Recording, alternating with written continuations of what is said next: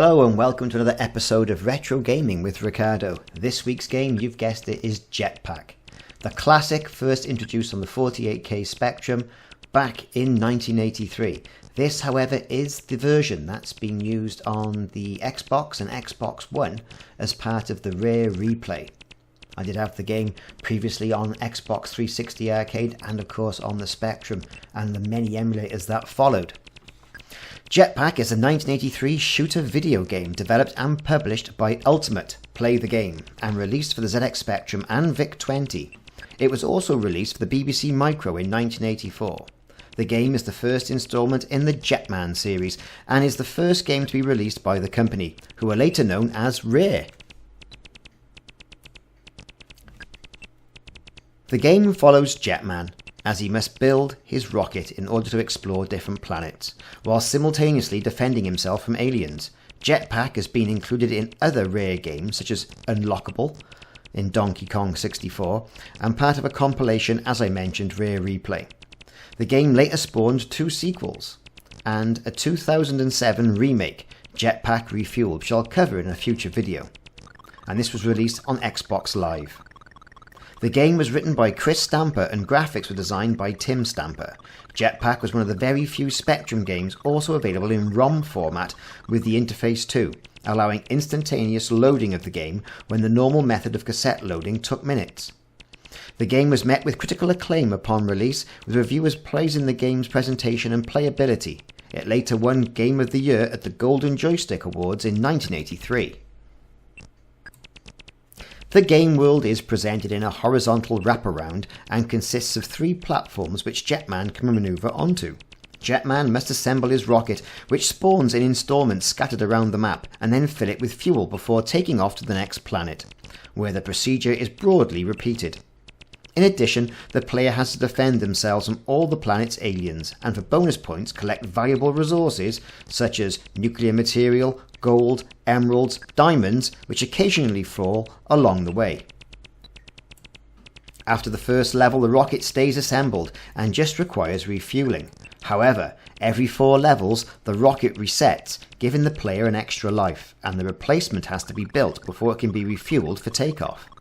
Each new model has a new design, with a higher number written upon it, although the gameplay remains unchanged.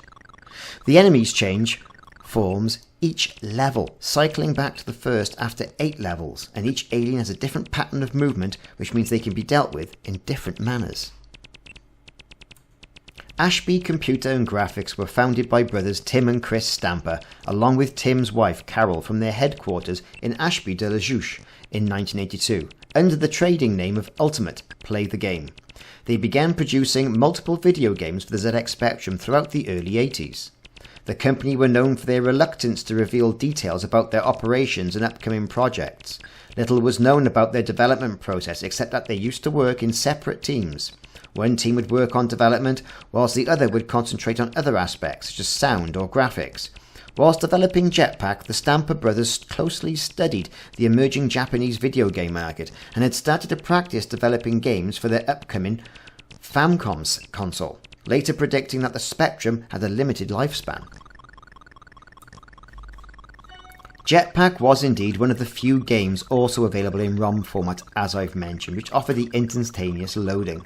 The game used common techniques of placing planar sprites with image sprites atop another, which often created overlapping colours on both the ZX Spectrum and BBC Micro versions of the game.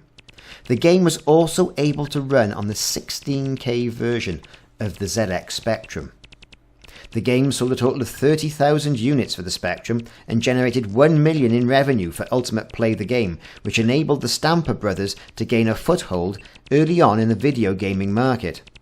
After the game's release, Jetpac was parodied in a long-running Crash comic strip named Lunar Jetman. The strip, designed by John Richardson, lasted from July 1984 to October 91 and gained popular reception from the readers.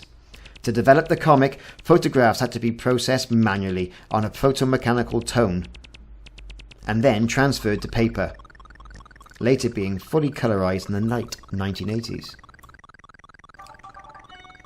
Jetpac and its sequels had a huge fan base, and it's very easy to see the resemblance here between Jetpac in games such as Defender, whether it be the way the shots or the actual character is used to maneuver.